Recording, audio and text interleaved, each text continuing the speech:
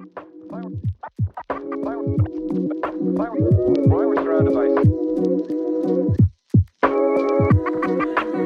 the Bates International Group. It is another month, and so we're back, and we're not going to waste another moment. We have with us Nikki Smith, an amazing person. And Nikki, I think we've been working together for it feels like probably over a decade now that we've been in and around each other and tracking each other's businesses, and you've been giving advice. But so we'll get into that, but really quickly, I'm Ebony. We'll introduce the team real quick. Hey, Mohammed here. Good to see everybody. Hey, what's up? This is Marty. All right. And so this month, like I said, we have Nikki, who is our expert. And, we as a team, our mantra this year, we're really trying to make sure that we are an asset to, our field, which is real estate, but also an asset to our clients. So we wear two hats whenever we're doing these roundtables. We're talking about real estate. But these things that we're putting out there can really be applied across the board. So it's something that you definitely want to take note of, no matter where you are in your business, whether it's real estate or otherwise. So Nikki, you wear a lot of different hats. Why don't you just kind of jump right in, and we'll pepper you with questions. And if there's anything on the floor, please feel free to jump in. But we only have a half hour. So let us know what it is that you offer the world. Okay, great. Thanks, Ebony. Thanks, Mohammed. Thanks, Marty, and everyone for joining us for this roundtable. I'm excited to be here. Just quickly, a little bit about myself. I call myself a digital marketing strategist. I specialize in helping small business owners drive revenue through their digital marketing efforts. So, it could be anything from your social media to your online reviews. It could be your website and your search, where you appear in search.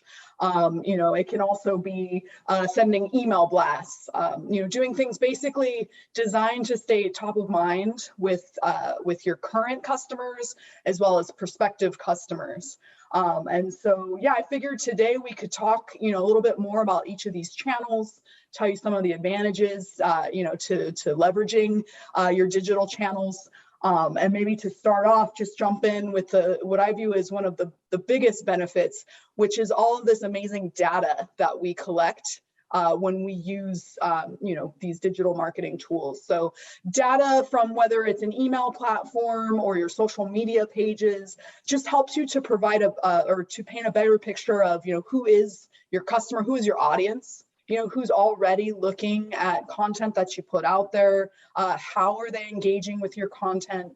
You can look at data to determine, do they prefer video versus still photos? Is your audience, a bunch of readers? Do they like links and text? And so you can use the data and the insights on all these different types of platforms that you're probably already familiar with to better understand your customer, and over time tailor your language, tailor your marketing pieces so that you resonate more deeply with those people. And the idea is, over time, as you build these followings, you start to build more of a deeper relationship with these followers of yours. And some of them might be existing customers, people you've actually worked with, represented in the past. And they might be, friends of those people you've worked with, or perhaps people you haven't met before, but just are interested in the kind of content you put out there. And, over time, through those likes and occasional comments and jokes and whatnot, you might find that it does lead to an opportunity for a listing presentation, or, just a question that may help you to, over time, nurture that contact into a business opportunity. And so I thought, yeah, maybe we could discuss some of that, because and maybe if I'm getting ahead of things, just let me know, but I kind of assume at this point, most people know like what Facebook is, they know what Instagram is, they know, yes, I should have a presence there. They understand how to post content. So, I'm kind of jumping ahead maybe to the next class, which is, how to use those platforms and some of the other tools that they have in there to be able to better understand your customer and hopefully, drive more business from those types of platforms. So with that, I guess maybe I could just open it up, get some feedback. I know we have some folks on the channel today, and maybe just see if that's something that's of interest to you guys, and if I can answer any questions about data, if it's something you guys have considered before. So why don't we go ahead and open it up there?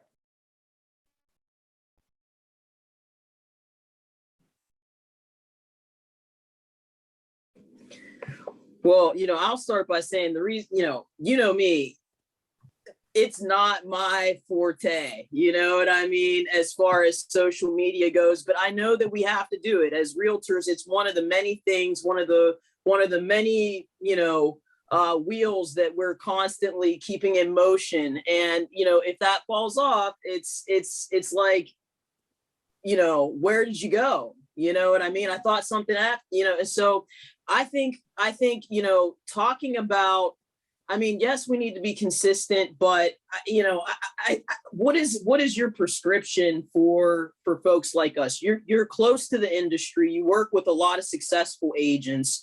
So let's talk about, real estate and what tools you see as necessary, or just really easy to use. Maybe any tools, like Hootsuite used to be the thing where, you could post many things, but like, is that still the way to go? Does that still feel genuine? I don't know that it does or doesn't. I know video is definitely the way to go, and that's the way we've been leaning. But and the rest of my team is on here too.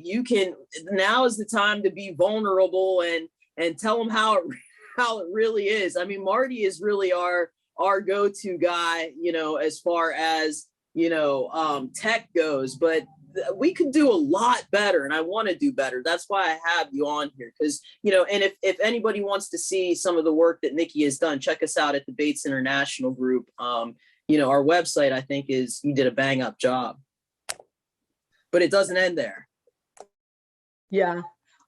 So yeah, just quickly to respond to that. So definitely there are a number of platforms where like you should be, right? I would say Instagram is probably the easiest one, the lowest learning curve. It's a place where you're gonna find a lot of other real estate agents as well as home buyers, and you'll find different types of niches of content, whether it's people who like to look at beautiful listings, people who enjoy looking at DIY kind of home improvements or the before and after kind of features. So there's all kinds of content, that you can kind of play into to see who's doing what. But sort of back to my earlier point, as far as data goes, the prescription is going to be different for each agent. It depends on, the agent's personality, their type of branding. Are they serious? Are they fun? Are they targeting, an investor kind of audience versus a first-time home buyer? All those kinds of things are going to change the type of message that you might put out there. But once you've sent the message out, I think it's important to then, basically practice, in a sense, accountability, right? Which is look at the performance. Did it land the way that you hoped? Did it garner many views? Did you get a click back to a website? And those are all things that you can actually, review in the platform, whether it's with Instagram, which we mentioned is a place you really want to be. Facebook is still very popular. I know a lot of folks are talking about TikTok these days, and that definitely does attract a younger audience. So they may not quite be of home buying age yet, but that's a place where maybe you plant a flag early and see if you can grow a following, and over time, the audience there would grow to a certain home buying age, if you will. But as far as social, I think that if you cover Instagram primarily, Facebook, because they're the same company at this point and they have a lot of things you can cross post and that kind of stuff from the back end controls there. I think those are the two that are probably where you want to definitely make sure you have a presence. The platform there does offer a lot of great back end functionality that provides insights into the content performance, as well as who your audience is, what time of day they're on the platform, when are the most likely opportunities for getting more views, more engagement, all that kind of thing. And I do feel like that is kind of the piece of the puzzle that's missing, if you will, is that you've got all these different channels and there's not necessarily a wrong answer, like which ones do you want to target? But what happens is people put their content out and then they don't kind of circle back to close the initiative, if you will. So you put out your post, but then you never double back to see, well, did people look at this? Was it completely ignored? Did somebody comment and say, hey, yeah, I do need help. Can you help me? And you just left them hanging, So I think there's that level of accountability with your social that is maybe something to take note of. And it also extends beyond social, because these same kind of tools are available. Let's say you have a large email list. I know most real estate agents, they collect email addresses as they're working with prospective buyers or with their current buyers. Everything is communicated through email. You can take all those emails and put them into a platform such as MailChimp. So with MailChimp, I think it's like the first 2,000 or 2,500 addresses, it's free to use it. You get the full functionality, you can send your messages, there's no cost to using it. But once you've sent a message, it's important to then, again, double back, look at the click-through rates, look at the open rates, see if this message is worthwhile. Because I think, it's good to want to generate content and be putting stuff out there, but it's a waste of time and resources if you're putting stuff out that doesn't resonate with your people, and so that I think is an important takeaway, especially for like the DIY marketer. You just want to make sure that whatever platform you're using, that you follow up and see how you're performing.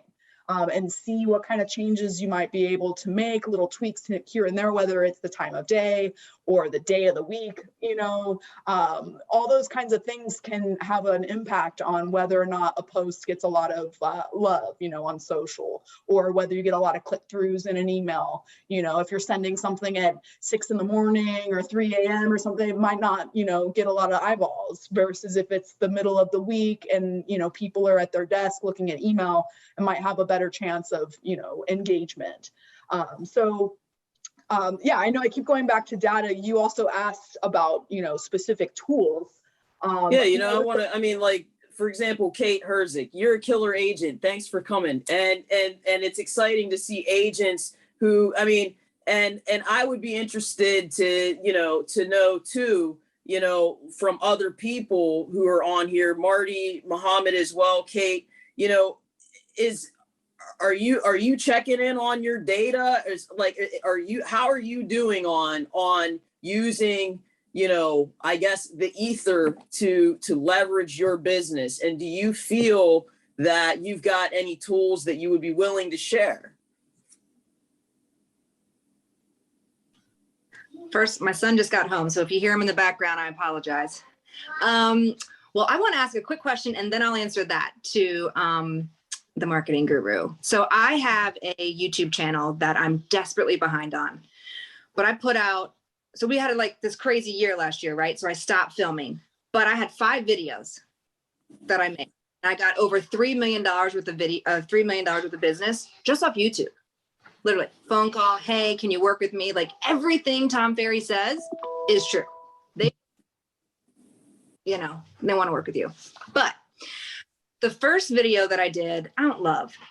What is the opinion on, I want to delete it so bad, but I think that the right answer, you let it ride. Like, what do you do with the content that, could have been better, or in hindsight, that was my first terrible attempt? Do you just leave it? I think your instinct is correct there. Just leave it. I mean, unless it's painting you in a bad light where you're getting bad publicity, it kind of is an opportunity to demonstrate your growth in this new area. Right? Because, hey, it was my first attempt at a video. It was good information. I just didn't like the production value. You know, I think that your viewers would see over time that there's a development, you know, in the production quality. And especially as you get more comfortable creating content like that, you become, you know, more natural, present more of your authentic self. And also seeing that evolution, I think, shows the authenticity. You know, you're not a polished, perfectly, you know, like Hollywood ready, you know, movie star with a makeup trailer and the, you know, the guy with the microphone and all that kind of stuff.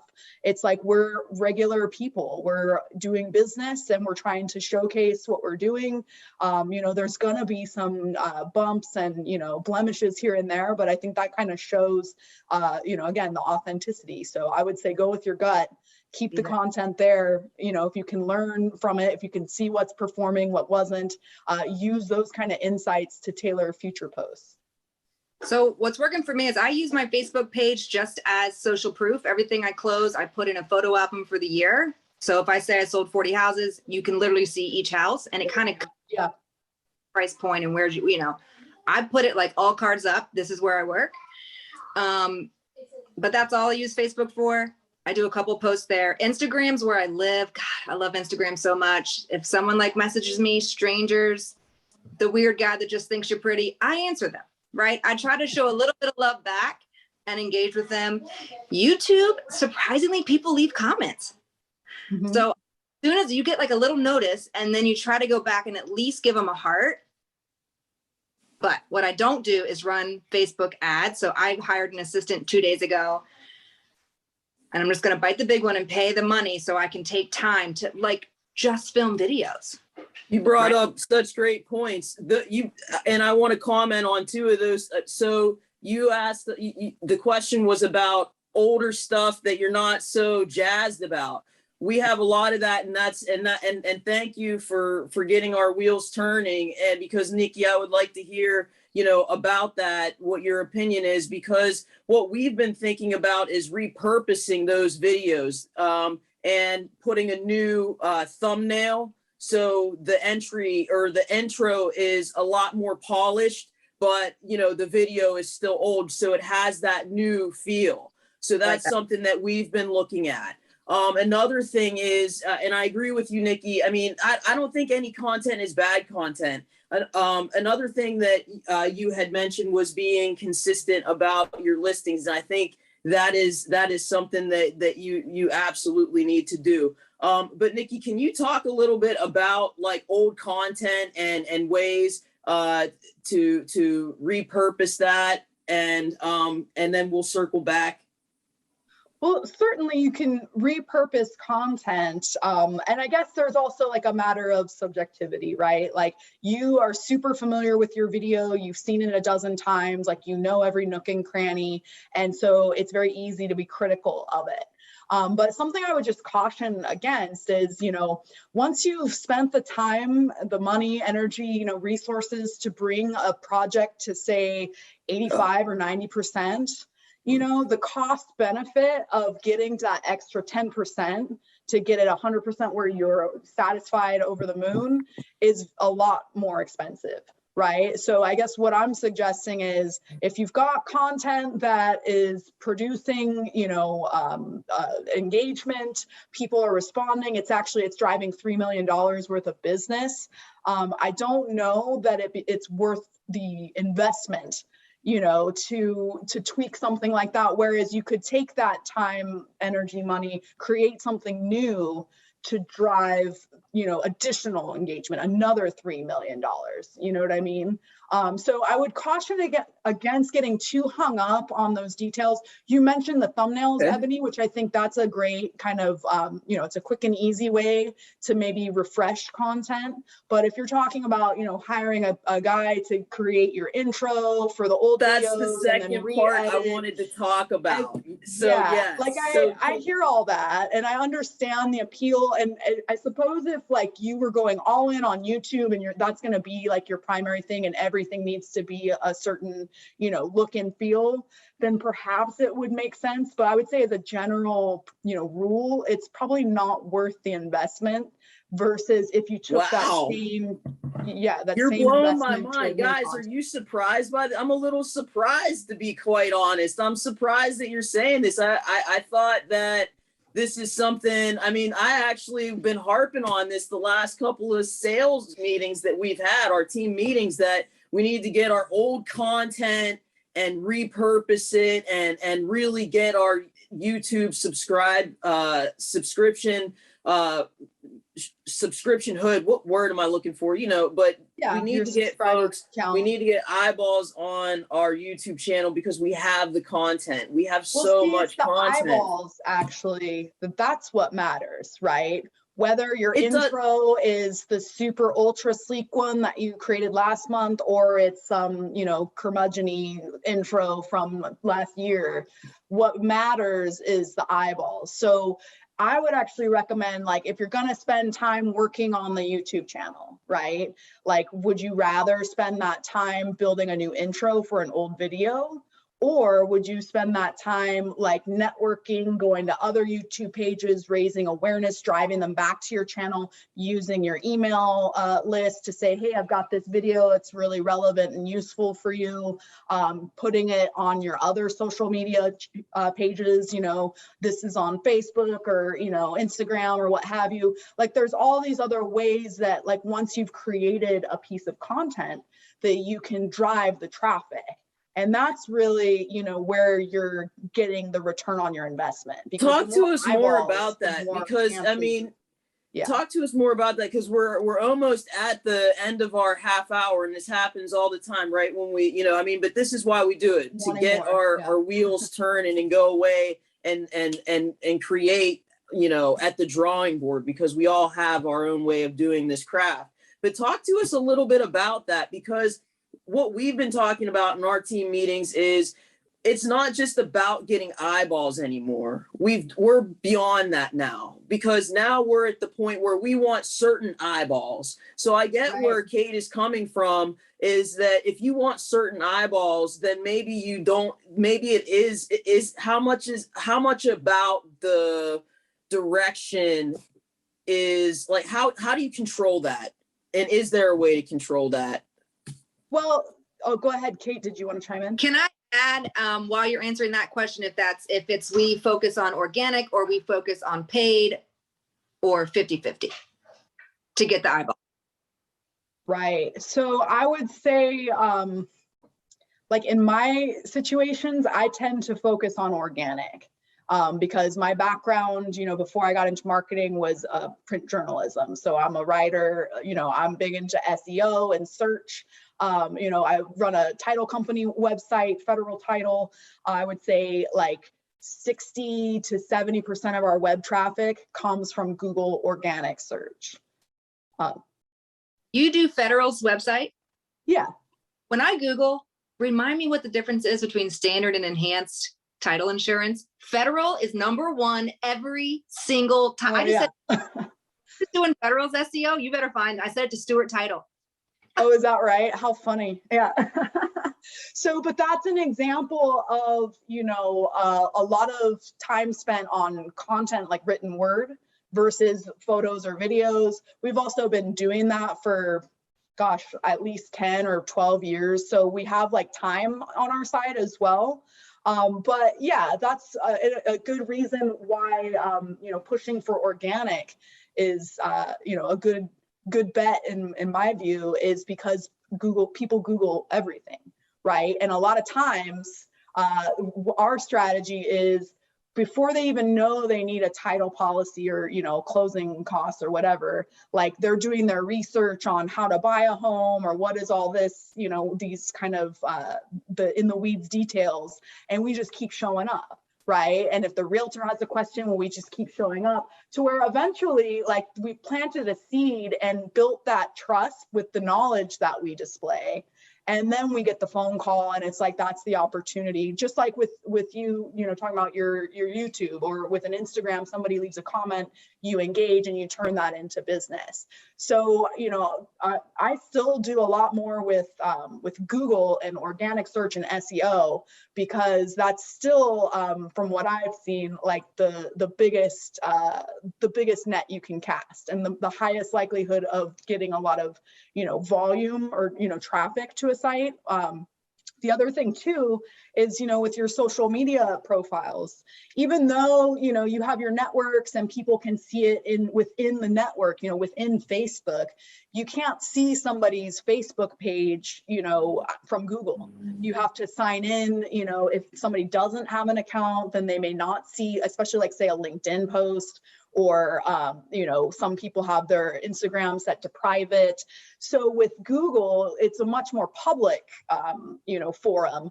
And so if you've got a blog on your website and people are Googling for stuff, there aren't any barriers to getting to that content. Right. So then you also asked about the paid search. So there's a couple of different kinds of paid search, right? You have the search engine, like the search words, Google Ads, which is a nice supplement if you have a website that's got a strong blog, if you're already doing a lot with your organic. We do a little bit of paid with Federal Title's website, and it probably drives another, like 5% of the web traffic. So what's good about it is it's heavily qualified traffic. It's people who are really looking for, our service. So it drives a lot more of the online quotes and stuff than say like our Facebook page. Facebook and all the social, that's really like the top of the funnel, right? It's more about raising awareness. Once you've built a relationship with a buyer or seller, maybe you start to connect with them on Facebook, and over time you just kind of engage with them as you would, your other friends, right? And you see they have a birthday, they have a baby, celebrating an anniversary. Those are all opportunities to just reach out and again stay on their radar. But yeah, I mean, if you're really trying to drive traffic, it's about the content and the SEO kind of stuff that really, has the lasting impact. And I know, I'm trying to leave it open for other questions and trying to give you guys some good, morsels that you can run with. I feel like maybe we've been a little scattered, but, hopefully this is helpful. And I'm actually able to stay a couple extra minutes if there are other questions or, No, this is how we do it, fast and furious, because the thing is, there's a lot of agents, this gets archived, and there isn't any one way to do it. That's the way this business is. So and Zoom is one of those things where, this isn't stuff that you're not necessarily taking notes on. You may jot a few things down, but we really want to get people's wheels turning. We really want to make those connections. So Nikki, or Marty, can you share Nikki's information, because Nikki is part of our contractor alliance.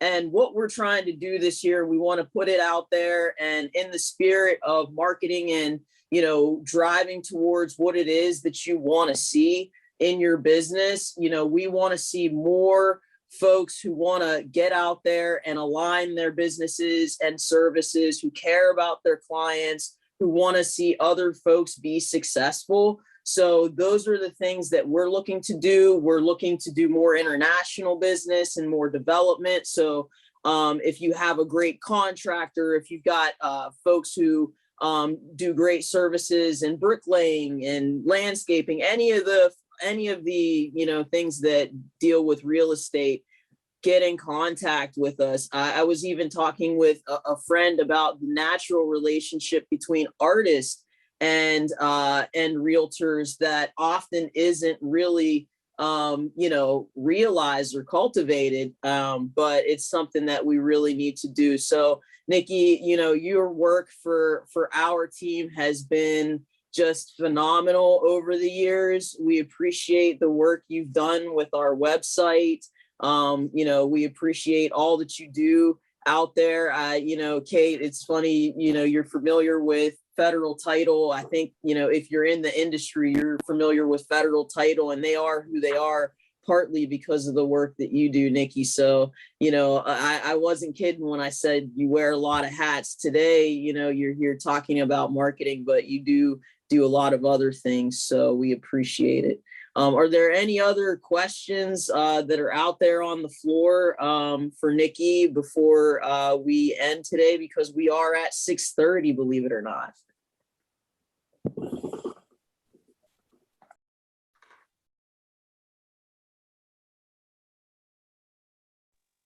No questions? I bet that's not true. I'm sure you're going to get lots of emails.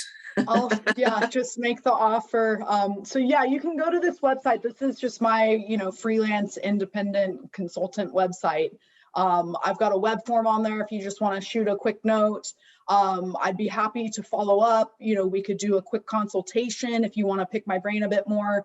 I can put together some thoughts for you to just give you some ideas on how to make this year, your best year from a digital marketing standpoint. So thanks so much, Ebony, for the opportunity and for the kind words too. And Kate, you literally made my night when you were like, oh my gosh, you do the federal title site. So I'm glad it's helpful. Yeah. The Close It app is,